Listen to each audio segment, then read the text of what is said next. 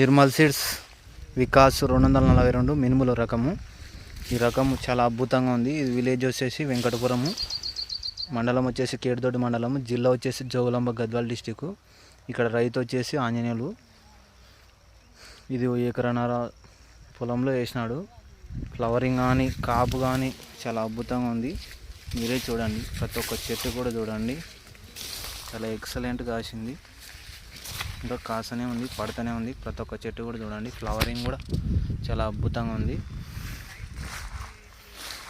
ఈ రకము 2025లో ప్రతి ఒక్క రైతు కూడా చాలా ధైర్యంగా వేసుకోవచ్చు. మీకు ఎలాంటి ఇబ్బంది ఉండదు.